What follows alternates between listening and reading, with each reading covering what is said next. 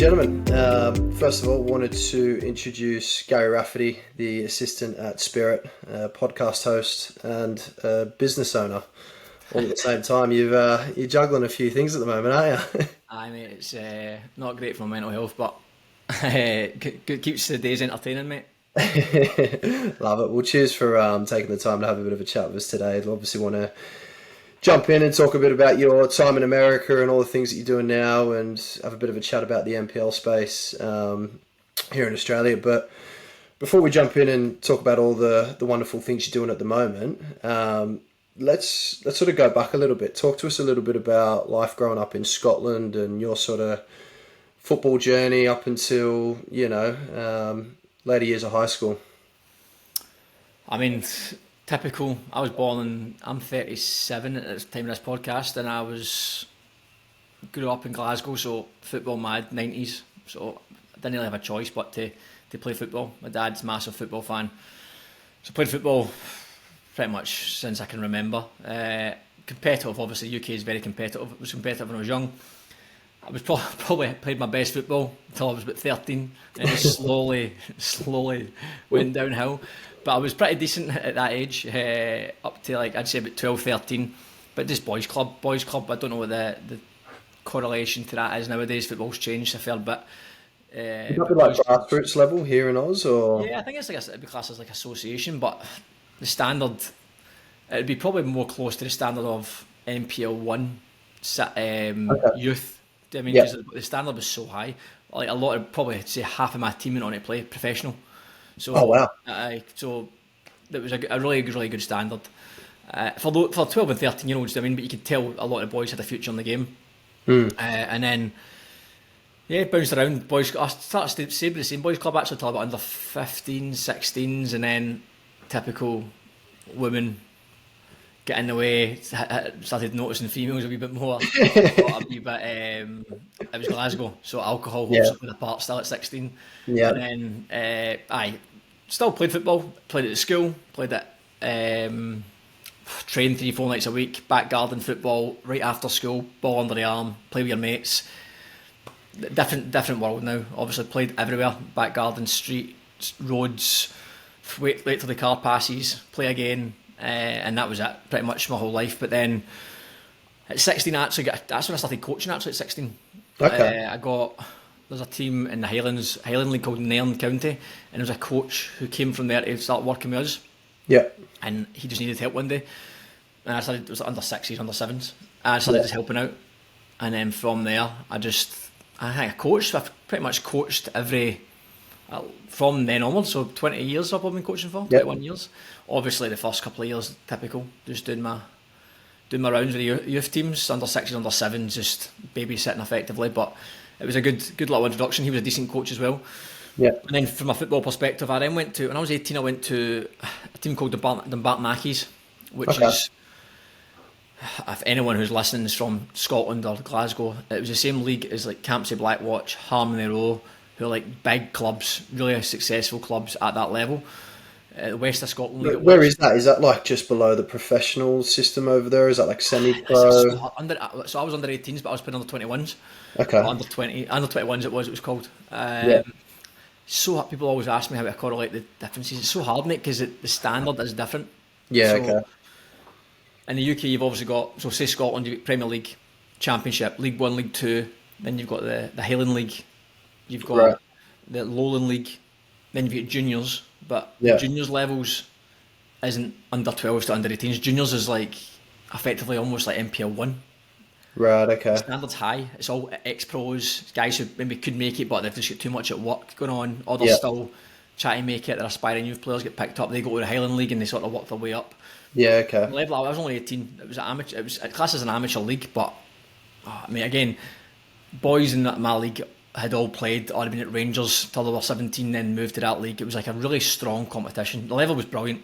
Some of the boys went on to play football at different levels. Some just stayed in amateur. So amateur there and amateur in Australia would be different.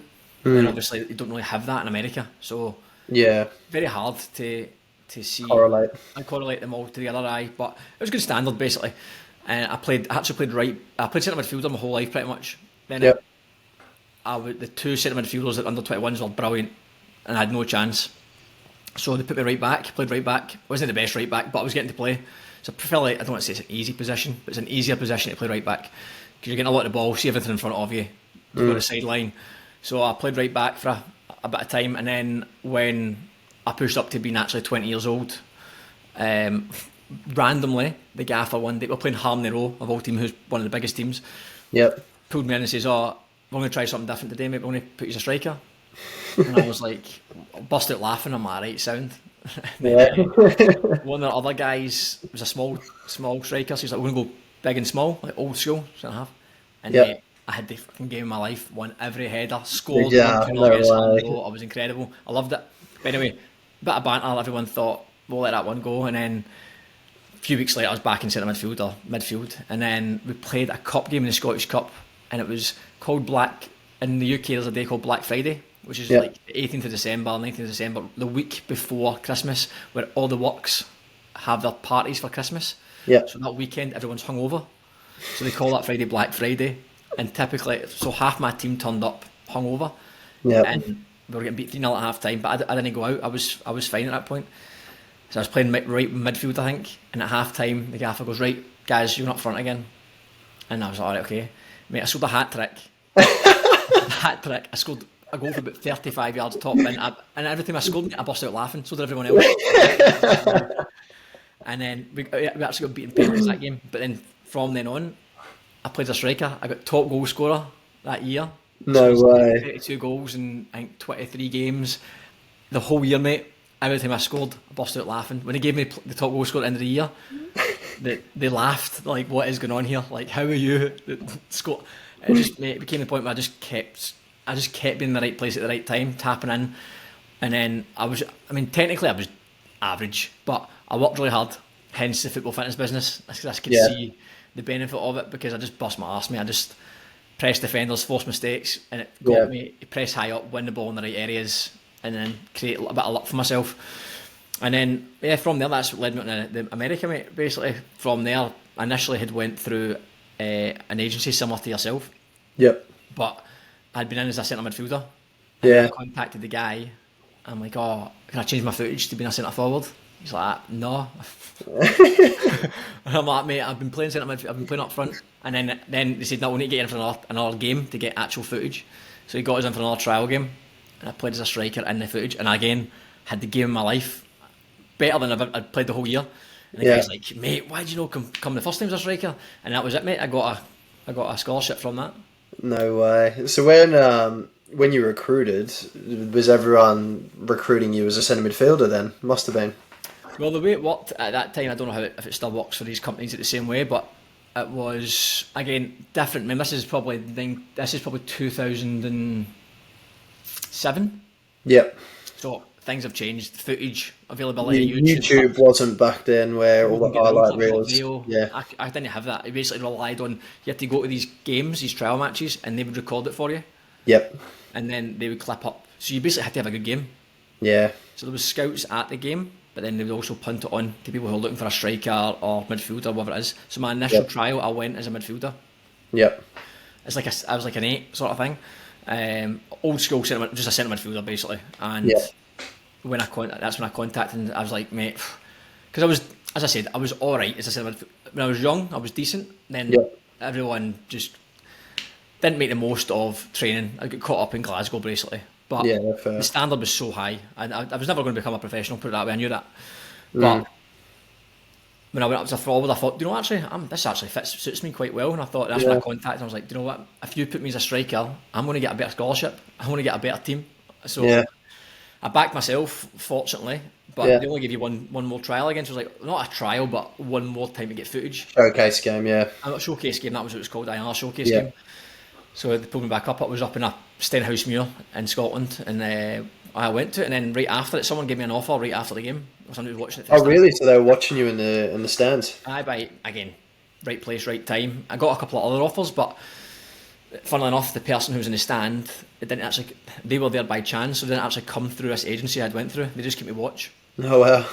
And then they'd been coming on off their own back, knew the game was there. Yeah. And that was it, mate. They approached me, and they approached Chaz, who you know as well, he was Yeah, playing. yeah, yeah. He was in the same game. Oh, well, okay. So did you and Chaz play at the same college together as well? First 2 years, mate, we played the same Yeah, college. I were roommates for right, 2 years. That's how we knew okay. each other. Ah, I didn't know that. Because I know you played with Leon at Bellevue, didn't you? No, I didn't play with Leon. Leon was at the Bellevue, and he graduated the year I arrived, because I arrived in Bellevue my third year.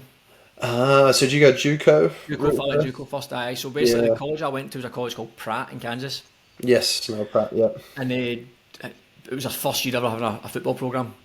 Wow, It okay. was a That would have Scottish been guy called interesting. Alex Monroe who was Yeah, doing a bit of an agent for them, and the yeah. coach was a guy called Kevin Cooley, who was an ex-Liverpool player in the Right, okay. 70s, and he's like wanted his core of his team to be British players.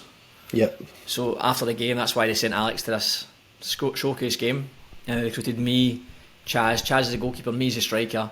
They recruited another centre midfielder called David Coulter, who was probably our best player. Then they recruited a Geordie centre midfielder, a boy from Southampton as a centre half. So the whole spine of the team for the first year of college was first year of the programme was All British, English.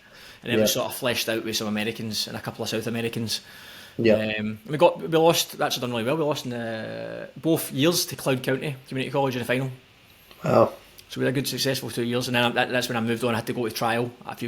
Bellevue, I went to trial there. Then I had an Yep. offer for Whittier College in LA as well. Okay. But then I went to Bellevue because there's a few British lads I knew there. Yep. Chaz was supposed to go there as well with me, and that was it, mate. That's pretty much. How did you find the JUCO route to begin with? Personally, mate, I liked it for many different reasons. Right, one, I didn't know any different. Right, so that was one Yeah. thing. Two, it got me right out of my comfort zone. Not just because it was JUCO, it made no difference to me. It was JUCO. It was more. I was in Pratt, Kansas, which is a tiny little county. Mm. I came from Glasgow, so I came from. I was a bit of a city boy. Like loved nights out. When I went to Europe travelling all the time, like with the boys for holidays and all that. So I went this Not, tiny not a little whole lot town. of that in Pratt, Kansas. No, exactly, mate. So we'd have to go to Oklahoma for a night out. I mean, so it was like a Yeah. 15-minute drive. I would go to Kansas City, but Yeah.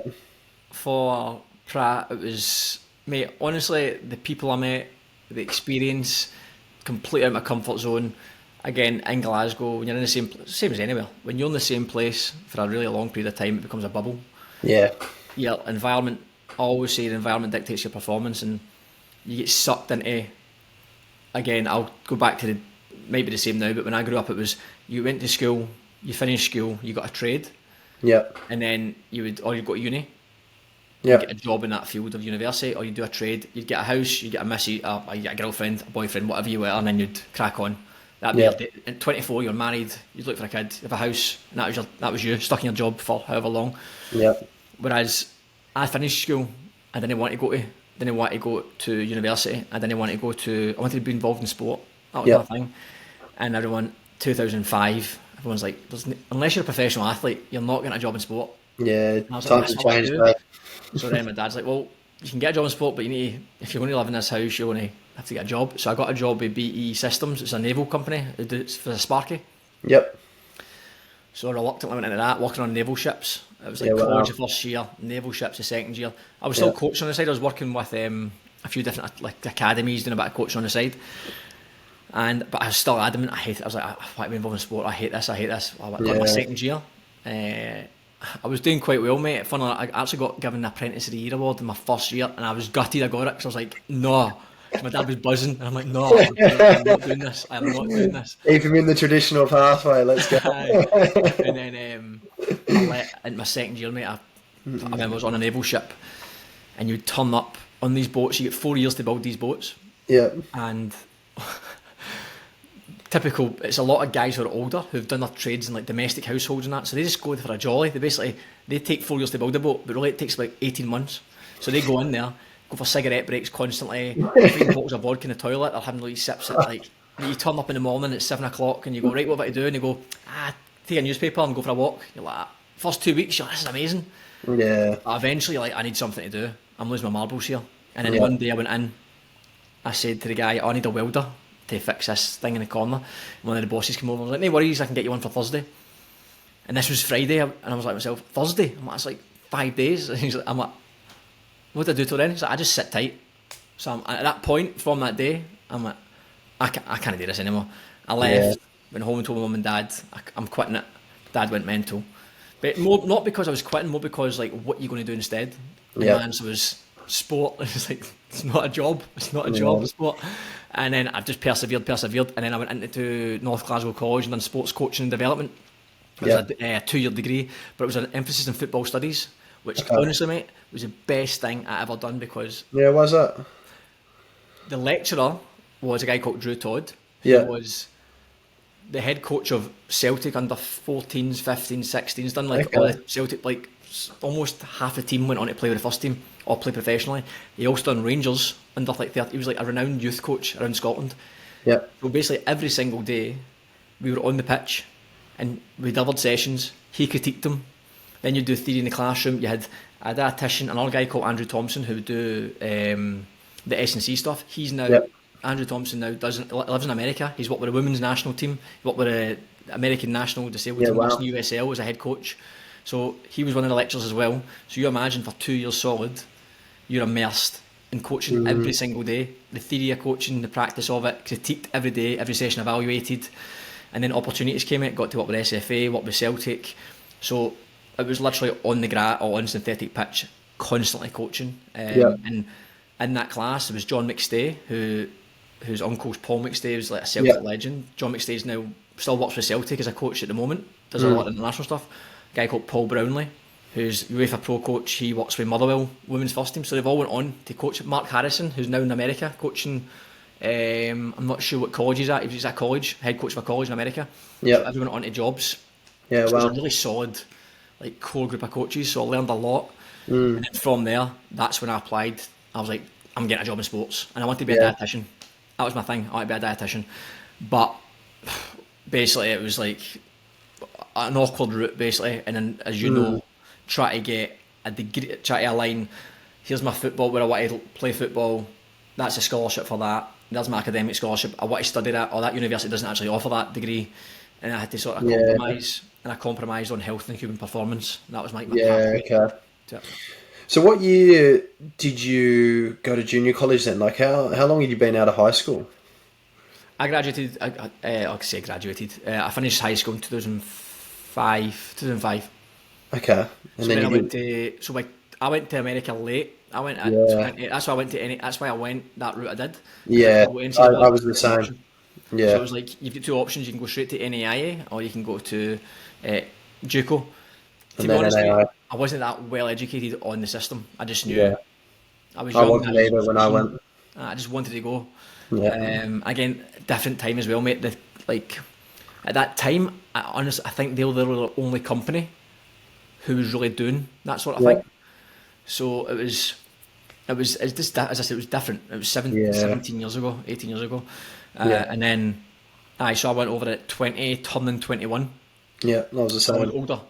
But to be honest, mate, probably better. If I went over there at 18, I'd have lost my marble. I was typical Glasgow, stupid, done. I was just stupid. I mean, I wasn't. I was good. I was really good academically. I had a little bit about me, but Yeah. I was a typical teenager. I was off the rails. Still young. Still young, mate. I would Yeah. go and do whatever anyone told me. I was running a bit mental. And then by 2021, I still was like that, but I Yeah. still had a wee bit of nous about me to know, like, I'd been through the electrician route, with knowing what I didn't want and what I did want. And the JUCO thing didn't even cross my mind, mate. All I kept thinking was, my goal was, I want to graduate with this. Yeah. I wanted to be fitness, S&C, nutrition, work in sports coaching. So Yeah. by the time I got to JUCO, I'd done 2 years of this sports coaching thing. I was obsessed with football coaching.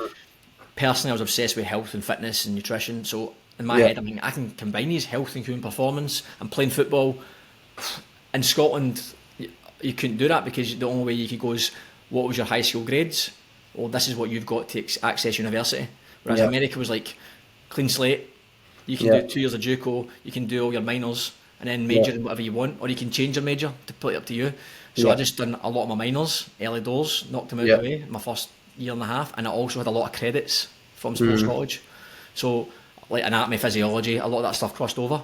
So you don't actually need to redo that. So that helped as well. Yeah, brilliant. Then how'd you get to Bellevue then? You said you had a trial at the time. Like, why did you choose Bellevue and maybe not some other options that were on the table? Well, I went to Bellevue because one of the boys in my team said, "Oh, I've got a trial at this place called Bellevue." I'm like, Yeah. "Okay, class, brilliant." Mate, as you know, like we're staying in dorms, so we became pretty much like brothers, pretty much with Yeah. everyone. Like especially that British group, like all Yeah. brothers. And then one of them had the opportunity to go there. So then they said, "Look, why don't you all come up and just train and see what they say?" So the gaffer said, "I'm happy to have a look." Yep. So then I went in, trained well, and then Yeah. got offered something pretty quickly. Yeah. And Okay. then, it was like almost me, the boy from Southampton, and the boy from Chaz, the guy I mentioned, the goalkeeper. Yeah. Us three all got offered to go. So I was thinking, Yeah. easy transition. It's a bigger university. It's in a different area. I was ready for a bit of a fresh change. City as well. Aye. So I was ready for something fresh. It was a better standard. I was getting to live in an apartment, not dorms anymore. Yeah. That was the health and human performance degree. I was like, okay, that's quality. So it was, to me, I didn't really have to try too much to. The issue with me, Dylan, was about 5 to 6, well, maybe 2 months before the end of the season, I started getting this hip flexor issue on my Right. left hip, and the physio said it's a hip flexor strain. So at that point, I didn't have somebody for my junior year. So I was like, well, I need to keep playing. I was doing well. My first year at Pratt, I was top goal scorer. Second year, Okay. I think I was top goal scorer as well. Actually, to be fair, I was top goal scorer both years. But my second year was tough, the second half, because of this hip flexor. So Yeah, basically, the gaffer okay. was like, guys, don't train. Just on a Friday, you need to train though, otherwise you're not playing. So on a Friday I would train, I'd get my hip strapped up, I'd play on the Saturday. Yeah. And I was running like a wounded animal, just like Oh, limping, really? galloping along the pitch because Yeah. I had to play, because I was like, I won't get a scholarship Yeah. for my junior year otherwise. So when Bellevue said there's a chance to come here, I had to take like 2 weeks off, let the hip flexor rest, Yeah. and then got trained. Luckily, it held up on me. I got away with it, but it turned out I actually had torn my hip labrum. So for 2 months, I'd been playing with a torn hip labrum. Oh wow. I didn't know that, so I had to get an MRI after the season. But fortunately, the way the seasons fell, I didn't really miss any football, because I think the season ended in like November. Yeah. I got into my surgery in December, and by the time I got back to full recovery, it took like 7-8 months. The season was just starting again. I missed pre-season, Yeah. but I was still fine. I just told Bellevue before it, look, I'm getting this surgery, but I'll be back for pre-season. And to be fair, they were good with me. Yeah. And that was it, mate. Basically, Bellevue just, it aligned academically. That was probably the big thing for me. I knew I was never going to be a professional football player. Yeah. Although I'd done well at Pratt, JUCO, like it was some boys at JUCO, mate, were going to, and you'll know, like some boys at JUCO are brilliant. Those boys, 2 boys when we were there got signed for the MLS from Barton College. They were playing for Barton. Yeah, They went yeah. straight to the MLS and skipped their degree. Yeah. But me, I was like, I'm not here to be a professional. I'm here because I want the life experience. I want the degree. I want to play football. I want to get fit. I want to do X, Y, and Z. And that was pretty much it. So Bellevue allowed me to continue that. There was about 20 British lads at Bellevue. So to me, it just made sense. Yeah. Good call. Yeah, brilliant. So then, what brought you to Australia? Like, where did that all of a sudden come from? So I'm trying to fast forward through Bellevue. So I finished Bellevue. So I graduated early. I graduated 5 months early to Bellevue. Okay. And then I got offered to be, what's it called when you be like you're a graduate Assistant. grad assistant. And I was going to do an MBA at Bellevue Okay. in business. Yeah. In hindsight, I probably didn't even want to do an MBA. Like I had no interest in it. I just wanted to keep being involved in the football side of things. And obviously the MBA, the grad assistant would have helped pay for that. So I was like, okay, cool. I finished in January, and for the boys were still, the season was finished, but the boys were still studying. So I was sort of just twiddling my thumbs for the next, was it I-20? Is that what it's called? I-40? What's it called? Yeah, you wait on an I-20 because if you were going to a grad assistant, they're basically extending your student visa, aren't they? Or you can get like an OPT visa. Left on my, so I was like, I might as well just stay in America whilst I'm allowed. So I stayed there, partied a wee bit at this point, went on spring break, had no school, no football. I was like, might as well enjoy it. Yeah. And then what happened was, I don't know if they still do it, but they offered that 12-month visa extension. Well, if you OPT visa, OPT visa, so that if you finished if you graduated, you could do that in your field. I was like, brilliant. Yeah. bearing in mind, which I didn't mention, over the 2 years I was at Bellevue, I'd done a few worked in Anytime Fitness. I went to a few SCA gyms, done a wee bit of just got to learn the ropes a wee bit. I was still interested. That's when I started going, you know what? Never mind dietetics. I want to get involved in S&C. I'm loving this. Got to see all the different athletes, different sports, and then obviously the gyms there were fucking different world. I mean, unreal. So I was like, this is what a setup this is. Yeah. So at that point, I said to myself, right, well, how do I do that? And I said, well, you can get this OPT. What's it called? OPT? OPT visa, yeah. So OPT visa, so you can do this. So in January, I got into the office, applied for that. Everything was fine. And I was just hanging around, they said partying, chilling out, and then 6 weeks passed, I've still not heard anything back. So I'm eventually I went into the office here, I don't know what the crack is. So I went into the office and I was like, excuse me, I'm just looking for the process, where I'm at. And she goes, I'm so sorry, it's been misplaced, you'll have to reapply, and it's like another 4 week wait. And my head just went, and I went, you know what, just leave it. And I went up to my apartment that very day, literally an hour later. I went on to Australia and Hingme, and just got a working holiday visa. And the only reason, there was two reasons I done it. One was because I didn't want to, I knew by this point my mind had expanded outside of UK. I'm like, I'm not going back to UK. I see the world completely differently now. I want to keep travelling, but I want to work. As I said, I started later. So I was getting to 25, 26. I'm like, I was 25, I think I was. I'm like, I don't really want to go and do, do I really want to study for another 2 years? I'm like, I want a job. And I could do this OPT for another year. And then they turn around and say, oh, you've not got a green card. And it's a waste of time, really. So what's the point? So I thought, well, if I go to Australia, I can at least do my working holiday visa, and then I can get an actual citizenship or a PR or whatever I might do. And it's warm country. I didn't know anybody here, though. I didn't know. So there was a girl I met, who's now my wife, who I met in Scotland, and she had moved back to Australia, so we kept in touch. But at no point was it like, at this point I was still hell-bent on staying in America. But when that it didn't fall through, I just had lost my head. I'd been waiting around for too long. I just went straight in my head, Australia. I didn't tell her I was coming. I said I'd just been texting her, so it was nothing that really aligned there. But in my head, as soon as I'd done it though, I was like, oh no, I don't know anybody, I don't have a job.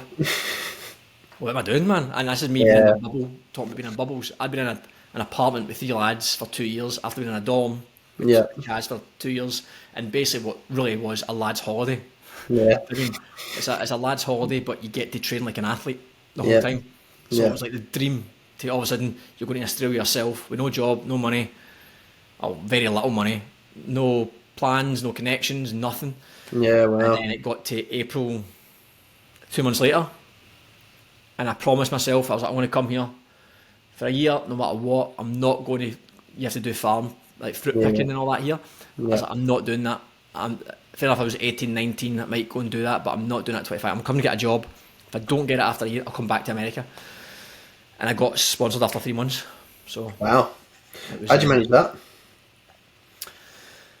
Honestly, mate, complete graft. Put myself out there to, honestly, in hindsight, I can't believe the stuff I've done. So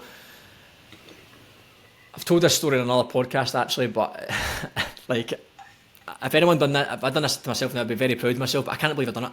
So when I arrived, you'll know yourself, Sydney's expensive, right? So I was living in Bondi Junction. Leon, who we know, he had been at Bellevue. I didn't know him, but somebody at Bellevue says, oh, you're going to Sydney? Leon lives in Sydney. Okay. Is that where the connection came from? Contact him? Yeah. And oddly enough, his wife's little brother also played at Bellevue. So I'm like, oh, I'm going to go over to Sydney, blah, blah, blah. Oh, where are you staying? Bondi Junction. I didn't know what Bondi Junction was. I knew I'd heard of Bondi, but didn't really know anything about it. Yeah. To be fair to Leon sorted me out massively. Yeah. They had a spare room. It was like a nice gaff, a townhouse in Bondi Junction. He got me a job just doing like refereeing and bits of coaching at one of the local five-a-side centres. Yeah. To keep me ticking over and get some money in. And when I got there, rent was like $300 a week. In America, I was paying, Midwest of America, mate, I was paying, honestly, I think it was $150 a month or something. That's what I was paying in Tennessee. Mate, something scandalous. So I remember, I was like, $300 a week. And then I mean, obviously the Australian dollar and American dollar aren't the same, but it wasn't that much different. Do you know what I mean? And then I Yeah. remember going to a bar. In fact, I did go to a bar as well, and I was waiting on Leon. You'd have had a bit of a shock walking into a bar It in was like Sydney $12, after being in please. the And I was like, Midwest. Yeah. he gave me a schooner, and that schooner wasn't known to me. I just knew pints. He gave me Yeah. a schooner, and I'm like, this thing is tiny. I'm like, $12. I'm like, what? And then obviously rude awakening, and I went to a bottle shop. I was looking for, I was at the fridges, and it was like, I'm looking for beer, mate. He's like, I did in front of you. I'm like, looking back at all the fridges. I'm like, they say $55. I'm like, I just want 24 beers. But in Midwest, it was $18 a crate. Yeah. I'm looking at these 54. I'm thinking this is like a 72 pack or something. I just want 24 beers. Like, that's them. And I couldn't rock. I'm like, what do you mean? What do you mean $55? I don't have $55. So, this is me. I maybe had $3,000 in my bank. I think that was it. That was all I had. And that only reason I had that money was because I was doing coaching when I was in Bellevue, and I was working on campus as well.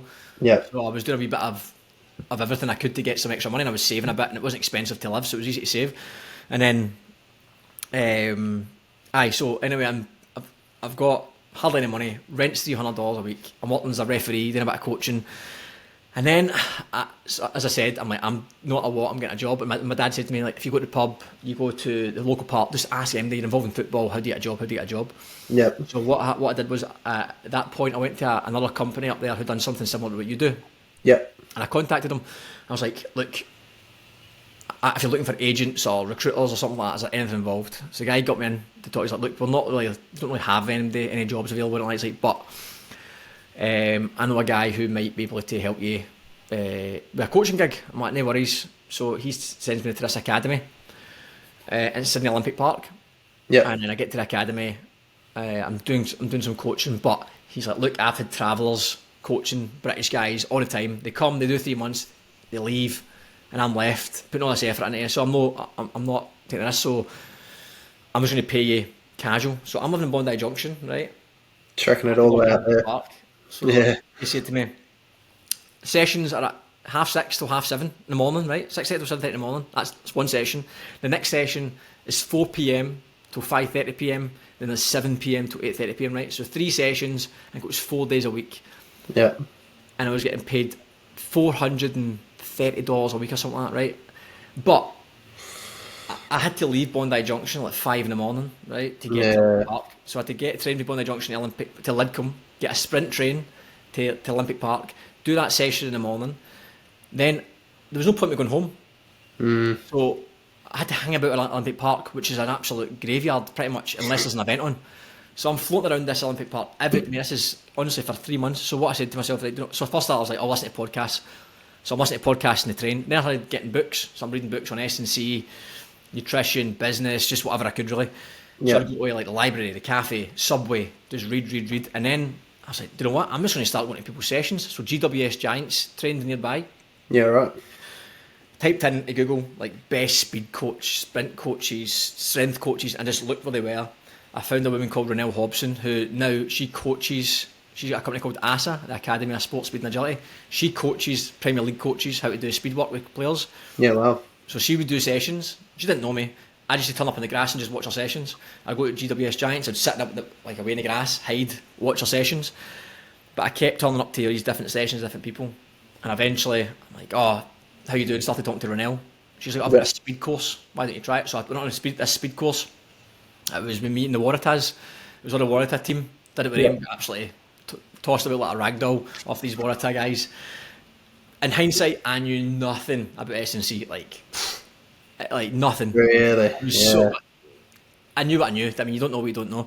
Yeah. So, but I opened my eyes. I'm like, okay, cool, mate. She was amazing for me, and to this day, I say it like she was. You can reach out to mentors and people and coaches, but a lot of people can pay you off. She made time for me. She says, "Look, I do this session on a Saturday. Why don't you come down? I'm happy." She'd walk me through how she does her whole speed structures, how does all her sessions. She would stop sessions, go, "This is a good learning opportunity." She would teach me. She took me to the netball team, the Giants netball team. Yeah. They're called GWS Swans. What are they called? That's the AFL, isn't it? No. I don't know. I can't remember. Anyway, the netball team up in The Swifts, is that them? Maybe it's the Swifts. Swifts, yes, that rings a bell. I Yeah. think it's so anyway, she coached them S&C. I'd go to the gym with them, help her out with them, and then I just kept doing it. I'd go to like football coaches sessions, and I just started taking a notepad, taking all these notes. Yeah. So for 4 months, mate, I was doing this where I was getting $450 a week, right? I was out my house at 5 in the morning. I wasn't got home until 10:30. How are you surviving? Like So, on this that was much right? money? Yeah. Paid for rent. all I bought every week in my shopping was tuna, a loaf of bread, eggs, loaf of bread, tuna, oats, milk. That was, mate. That was it. I would have hundreds of so much toast. It was unbelievable. I would have tuna. So I was like, I need to get my protein in. So I was smashing tuna and eggs. As I need to fill myself up, I was smashing bread. That was pretty much, mate. I was just doing that for like 3-4 months. And don't be wrong, like I was still doing a wee bit of refereeing where I could at the weekend. So that was getting a wee bit for like some nights out or whatever. Yeah. But I had no extra money. Really? I was in my head. I was so hell bent on, I'm doing this for a year and I'll see what happens. So but in that 4-month period, mate, what I didn't know what I was doing was priming myself for like self growth. I was listening to like a podcast every way in, every way out. So it's an hour there, an hour back, every day. I mean, every single day. I was then reading. I done a challenge that first year where I was going to try and read a book a week. So I think I read 44 books that year. In hindsight, how much I remembered, I don't know. Like, it probably wasn't a great challenge, but to immerse myself in like social media, it was at 2014, 15. Social media is still a thing, but not like now. You didn't scroll as much. So rather than being on my phone or scrolling like people do now, bothered with all sorts of information, I was just getting immersed with good quality S&C textbooks and good information on business and self-growth. I became a bit of a self-development geek at that point. Yeah. It was a year, mate. So if you imagine dedicating yourself to a year to one thing, it's amazing how much progress you can make. And then being forced to coach, but I was coaching football. It wasn't S&C at this point. It was the first 4 months. It was all football sessions. Yeah. I was coaching. I was doing 50 kids, 60 kids, summer camps, everything pretty much. Every age, under 8s to under 18s, and then the guy who was doing the academy, I had told him, like, I want to be an S&C coach. I graduated in this. I've done an internship in this. I'm doing stuff at the weekend with this S&C coach, blah, blah, blah. So he said, to be fair to him, after 5 months of me doing all that, what I said, and I've still got my invoice in a folder in there. My first pay slip he gave me, I think it was $430 or something like that. Yeah. Pay slip I kept it. It was just on a wee bit in handwritten invoice. Yeah. And then he says to me, right, I'll sponsor you. So then he had to give me there's a minimum wage you have to get to be sponsored. 55k or something like that, yeah. Something like that was. I think it was 53 at that point, but 53k, which to me felt like I just won the lottery. So because I'd never really. You got a lot when you're living in Bondi. Aye. So then that was it, mate. Got that job, and then what happened then? It grew arms and legs. Where the academy moved to a bigger place in Olympic Park. He put a gym in it. Yep. Did a big full-time programme with boys who are in university. So some boys who are big names in like MPL 1 at the time, or Jordi Figon, who I don't know if you've ever heard of him. He played with Rockdale at the time. Yep. They all went to it. So I was coaching them. David Perkovic is now the head coach of Spirit. He was doing the coaching during the day. I was S&C coach. Perry Mistakis is now a professional coach over in Greece. He was coaching. Chaz was the goalkeeping coach. Right. So okay. we did that. What was the academy? It was at the time it was called AYFI, but then this thing then became, what was it called again? National Institute of Football was what he named this full-time programme for it. So you had like an under 8s to under say 18s full-time programme. Yeah. Australian Youth Football Institute, and then it grew this other arm of it called National Institute of Football, which was like, it was sort of like a scholarship where you get a scholarship for a college. Okay. And the lecturers came to Olympic Park. They would do education. They Yeah, would well. do a session in the morning. They would do education all day. Afternoon, they'd do a gym session with me. They would do the education, and then they'd get it on Hex or whatever. Yeah. That was basically the programme it ran for Olympic Park, and I was S&C coach. So I coached again every single day on the pitch. So on the pitch, I'd do the fitness stuff, speed stuff. In the gym, I would do all the S&C stuff, and then it would get to night times. I was still staying on and doing the youth teams. So I mean, again, fully immersed in coaching for that was 3 years, I think I was there. What year was this? 2015 to 2018. Right. So you doing this from 2014. to 2017, tail end of 2016. So it was like 2 3/4 a year. But then it all went pear-shaped, and that's basically how I sort of went on a different journey. Right. I can get into that if you want. A bit of a well story, basically, where I got gypped a lot of money from that business. Had to go to court. Basically, that company. It's a can of worms, and if you want to open, go for it. Well, like it's a long story, but I'll try my best. Basically, what happened was, it got to a point where maybe, say I was 2.5 years in. Yeah. In Australia, you do a year working holiday. If you get sponsored, basically a clock starts. It's like a 3-year window, isn't it? It was 2 years at that point. So it was I think it's changed to 3 years now, but it was 2 years at that point. So as soon as you start with that company, you get 2-year clock starting on that company. You need to stay with that company and that company only. Can't earn money elsewhere. And if you do the 2 years, you can then apply for permanent residency. Yep. So I was 2 years and 3/4 into this company, but 2.5 years. But effectively, it was only, I think, 17 months or something into the actual the on your sponsorship. Yeah. Money started getting a bit infrequent, which can happen in academies because it's very seasonal. Yeah. But the academy was growing. There was more staff, but with more staff became more expenses, and then business-wise, the person running it wasn't a great business person. In hindsight, they let bills accumulate, didn't put the staff probably at the priority. But I needed, and Chaz was in the same boat. I needed the wage. Yeah. I needed the wage, because I needed to get to the 2-year mark. I knew I couldn't just quit because then I'd have no sponsorship. I'd have to leave Australia.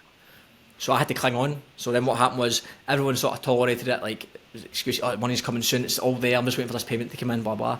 It went 16 weeks without any wage, right? But what I had done my first year and a half or 2 years, as I started reading all these books, so I started investing. I'd been investing in index funds. So I had accumulated, I was pretty decent with my money. Like, I'd done quite well, to be fair. Were you not drinking at the time? I was drinking, but not, like, I didn't have time, honestly, mate. I didn't have anywhere as much time because I was working. I was just working all the time. I was at that point in my life where I'm like, this is what I want to do. It's football, mate. You're coaching at night time, you're coaching in the morning, you're coaching at weekends. I was still playing football as well, so I was doing a bit of everything. So I mean, financially, I was like, beautiful. But then when you stop getting paid, you don't really have that sort of system. You've got wages coming in, money going out.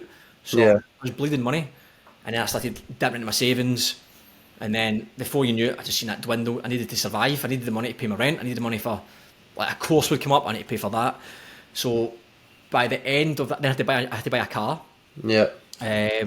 So then that money started to dwindle. The index funds was fine, but the savings were going down, purely because I wasn't getting paid. So then after 16 weeks of this, one day, one guy just gets up and it's me, Chaz, and 2 other people in the office. One guy goes, when are we getting paid? The guy says, it's coming. And the guy says, do you know what? I'm away. I can't do this anymore. And he's left.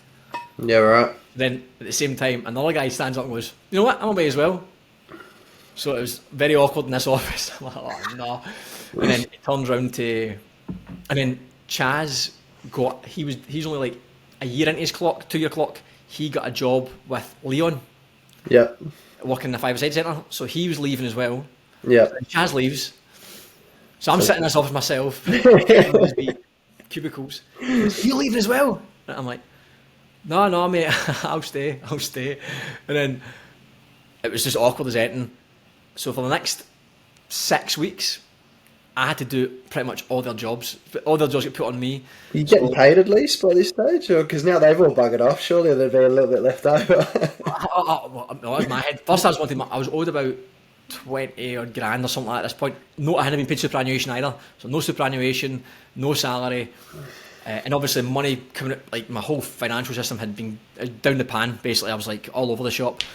And my biggest thing was, am I going to get to stay in Australia here? That was my biggest worry. But at this point, with my now wife for a bit, like I'd been back with her now, with her for a year, that started coming up in my head. I'm like, oh no, man, like what am I going to do here? So I said, I'll just see this 2 years out. But it was 5 months. And in my head, I'm thinking, I can't go 5 months without getting paid. I can't. Yeah. So,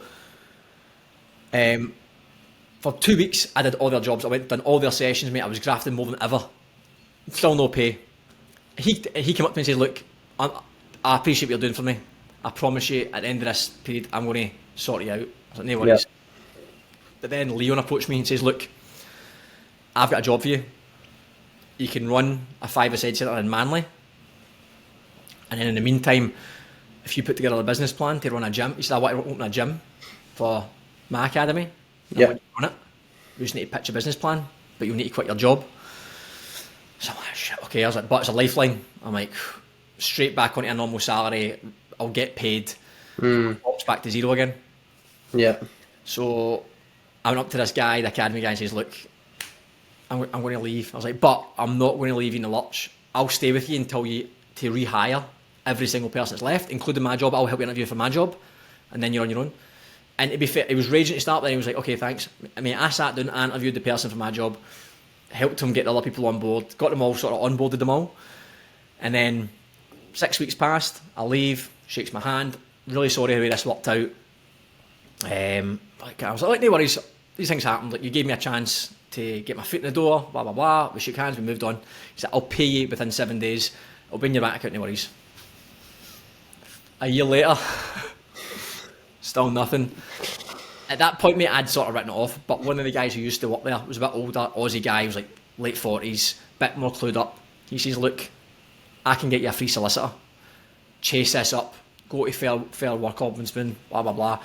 So me and Chaz chased it up. We went to court. The court case lasted a year. The guy didn't turn up to court, went back and forth. Blah, blah, blah. Eventually, we had to settle for a much lower sum than I was due, probably half of what I was due. Like, by the end total was obviously a lot more.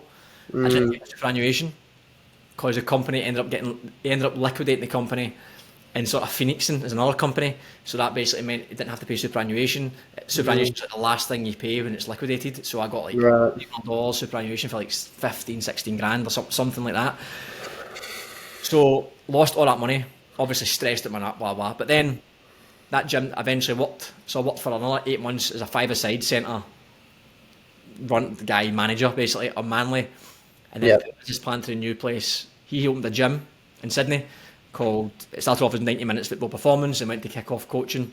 Yeah, I remember kick-off, yeah. And that was a gym for football players only. I ran that for 3.5 years. Yep. That was brilliant, like really, really good. Got my PR, got my citizenship. COVID hit. Gym got closed because of COVID.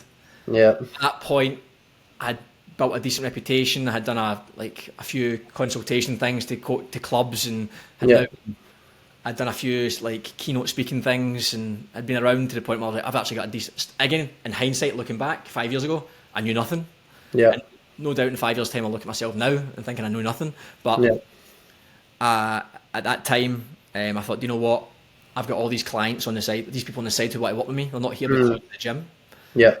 And then obviously COVID hit, where you had to go online, or you didn't have a business, or you could do one-on-one for maybe like an hour a day or something. Yeah, I remember that. Yeah. So I basically got clients, got online people from all over the world.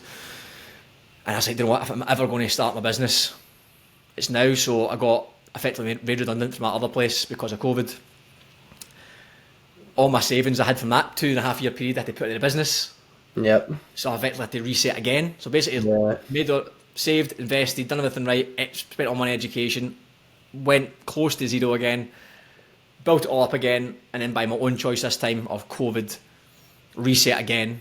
Yeah. Reinvest. It took me probably 2.5 years to get the business going properly, which a lot of my own money into it, keep myself surviving, obviously keep myself going. Reinvest in education. I had to put all my energy into business as opposed to S&C. At that point, I probably knew enough about S&C to run a legitimate business, but not enough about business to run a legitimate business. So I ran a 2-year business mentorship, just done the same again. Yeah. 2015, where I'd go and do internships with business people I knew, podcast books, blah, blah, blah, blah. And just started trying things, done podcasts, done little side hustles, what worked, what didn't work, threw myself in everything, lost money, made money. Yeah. And then now that business I started. Yeah. Tell you what, mate, you've had a few stops, restarts along the way. Hey, I didn't I didn't know all this, and for people who don't know, Gary used to coach me back in 2017. So you were actually going through a lot of this shit at the time. You kept it pretty close to yourself because I didn't know you were going through all At that. that time, I started with Dunbar as S&C had just started with kick-off at that point. Yeah, And I Leo remember that. knew, because I was basically working as a manager in a five-a-side centre, but Leo Yeah. knew that I wanted to get back in S&C, and he's like, I've just been given a gig as NPL assistant coach, and Dunbar just want me to float your name? Yeah, And I'm like, aye, 100%, man. Like, it was my first real job in Australia as an S&C. Like, I'd done the academy stuff in person, yeah. but with a club, like a full First club. MPL gig, With an wasn't it? NPL club, that was my Yeah. first. I'd played NPL, I played with Spirit when I first arrived, and then I went to Dulwich Hill just for like the assignment aim. Then because of the coaching madness that I was in, I Yeah, couldn't commit. Like I couldn't go to training sessions at night time because you my were gaffer doing the wasn't paying academy. me. I couldn't get there. I was finishing late at night, and that sort of set my. Again, I wasn't good. I was NPL2. I was an NPL2 player effectively, Yeah, and just couldn't commit to it. And I went and played association after that. Just ESFA with Dunbar ESFA team.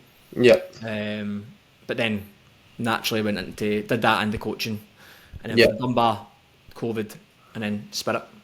yeah. Wow. So what led you to Spirit? Was that because you and Dave had worked together previously at this academy that you were just talking about? Aye, but yeah. So Perko had actually Perko's nickname David Perkovic. He actually contacted me 2 years prior. He got the job at Spirit, and it was Yeah. a lengthy contract I think he'd been given. Yeah. It's a bit of a project. Okay. Spirit were in NPL2 at the time. Yeah, He contacted me. I hadn't heard from him in like 3 or 4 years. yeah, He says, look, I've got a job here as a head of performance. Our head of performance has just moved to America to be... I actually think he's with the national team now. I can't remember the guy's name. But anyway, he's working in a professional setting in America. And it might be in basketball, actually. And he was at Spirit and he says, look, I need a new one. Do you want to do it? And I'm like, honestly, I'd finished Dunbar. I'd obviously played a bit at Dunbar as well, the NPL. I'm like, mate, look, right now I just need to sort out my sponsorship and get myself sorted. I'm not even thinking about that sort of thing. yeah, I was playing with Dunbar. I was like, I'm enjoying playing football again. I've got my job. I'll just see what happens. And Yeah. I ended up getting Craig Duncan to do it instead. Not a bad upgrade. Craig Duncan was the head of sports science at the Socceroos, so it was not a bad upgrade for me. So then what happened was he done it for say 2 years, I think, Craig Duncan. Yeah. Or he done it for like say 6 months and then got someone else to do it and he managed it, sort of thing. Yeah. He put a really good infrastructure in there. Perko learned a lot for him, which made him know more about the S&C stuff, high performance stuff. And then after Craig left, he phoned me again. He's like, look, we're pushing for NPL 1 this year. There's 4 getting promoted. I need to help. And I was like, mate, I'm not interested. Honestly, I'm not interested. And he's like, just give me a Zoom call.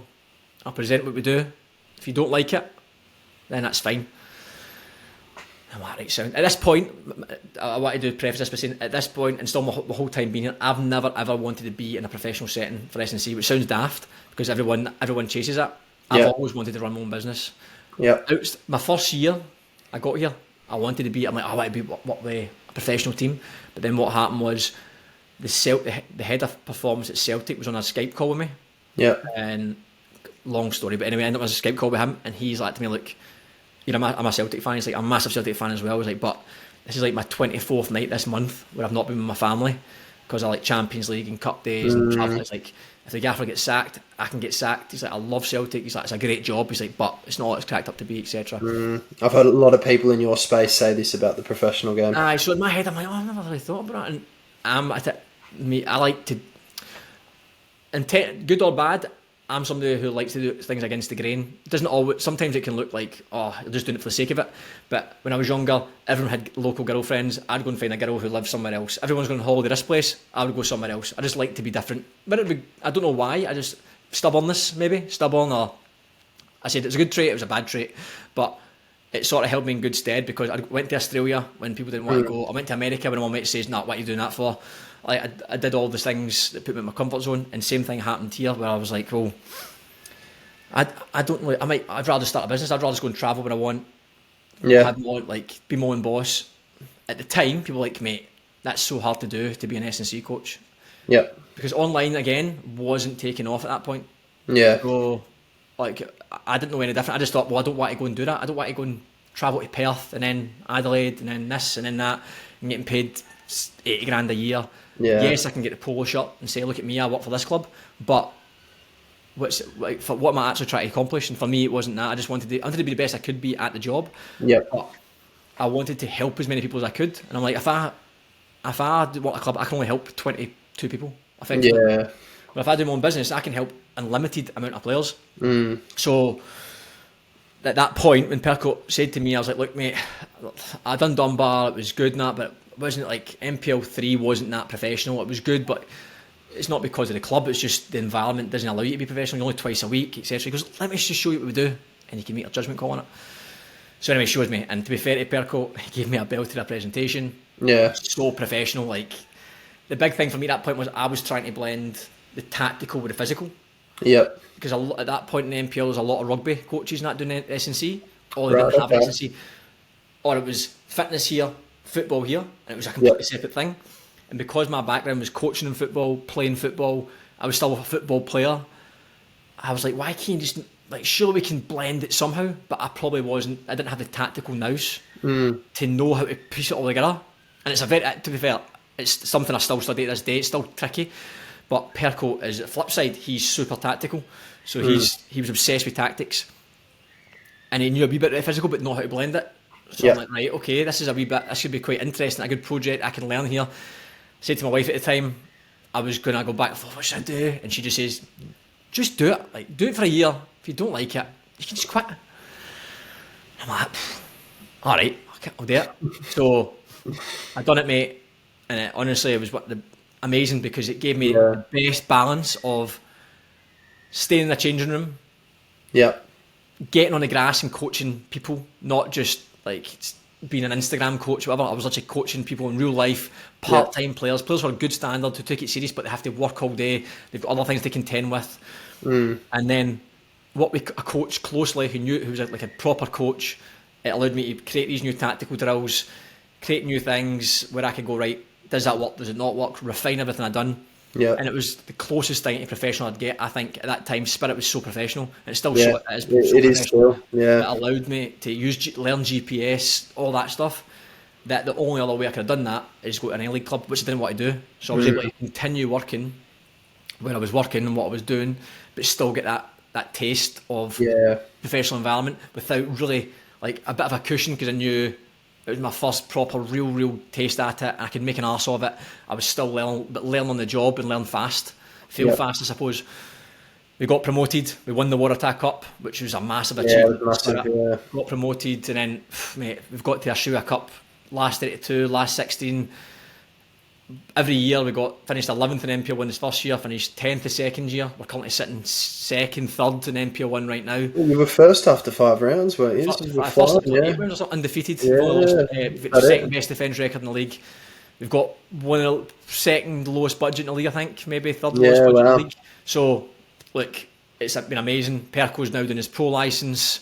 We've got working with a psychologist as well who works for the club. Yeah, brilliant. Great players. Got to consult for. Had some great opportunities with Football New South Wales and FFA, doing the football conditioning licence this year. Delivering that for the B licence, B licence conditioning component, and also getting to do Football New South Wales keynote speaker. Did that for me and Perko combined, did one for Spirit, which I'd never got that opportunity. If I didn't just go, I'll take the Spirit gig. So that allowed me, mate, now to focus on business, day to day. It's football. I'm like, today I've spoke to like maybe 14, 15 players, but it's on the phone. I've done one session. I'm doing a session later on this afternoon. I've got Spirit tonight, but in between that, it's email marketing, it's Instagram, it's content creation, it's sales, all the business stuff. That now has just become part of my day, but I don't miss being on the grass because I know I'll get it tonight at Spirit. Whereas if I didn't have that, I would lose my marbles, because I'm a coach at heart. I'm a sociable person. I mean, as you can tell, I've spoke a lot of crap for the last hour here. So I could talk football all day, I could talk business all day, I can talk to people involved in football all day. I've got another business with Chaz, my mate Chaz, another business basically where we do a sports tours thing, and we've got a podcast. So, I mean, as I said, football is my life, mate. It's been in my life since I was playing it when I was young, coaching, been obsessed with it. I was certain I wanted a job in it, took a gamble. Very lucky, right place, right time, took a few punts, paid off. lost money, lost friends, learned the hard way, mate. Learned how not to do business. Yeah. But at the moment, I'm still standing. At the moment, but mate, as you know, mate, business is a grind, and but I would rather fail doing it in football than doing it anywhere else. Yeah.